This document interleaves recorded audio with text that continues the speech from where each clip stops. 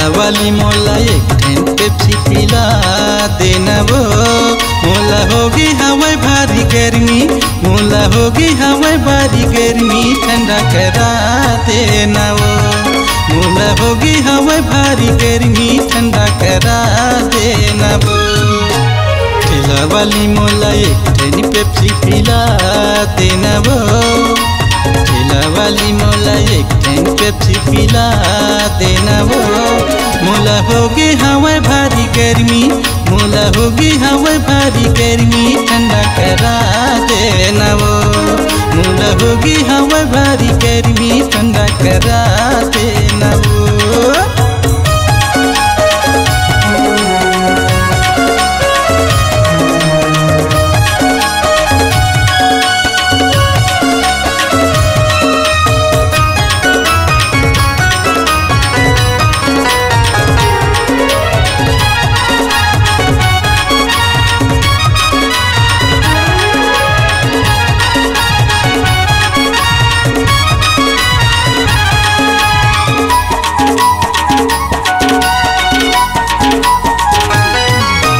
जमो ठेला के ठंडा ला पिए मोर गर्मी नहीं भागिस वो। तोर पेप्सी ला पी के वो रानी मोर जवानी हरियागिस वो।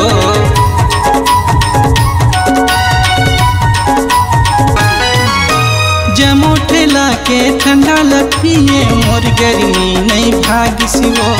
तोर पेप्सी ला पी के वो रानी मोर जवानी हरियागिस वो। मोर गर्मी के दवाई वो रानी बता देना वो। मोर गर्मी के दवाई वो रानी बता देना वो।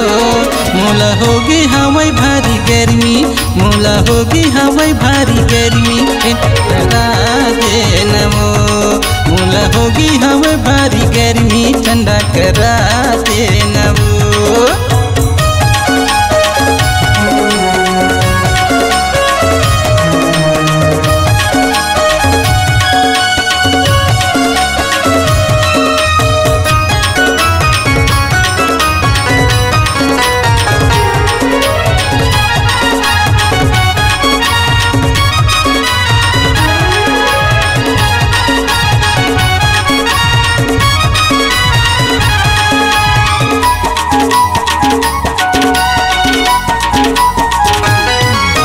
शिवा भाई चंगोरी वाला तोर बरगवत गाना वो। एक ठन ठंडा पेप्सी पिला दे छन कर रानी बहाना वो।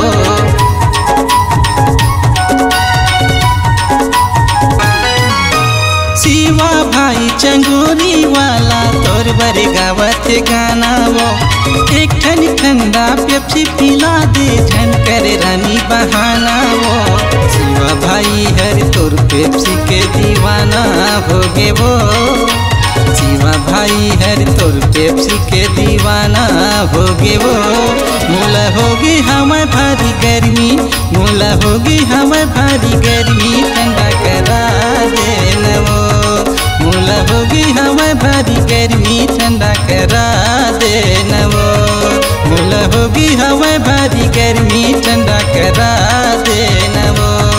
मोला होगी हवा भारी गर्मी, ठंडा करा देना वो। मोला होगी हवा भारी गर्मी, ठंडा करा देना वो। तय करा देना वो।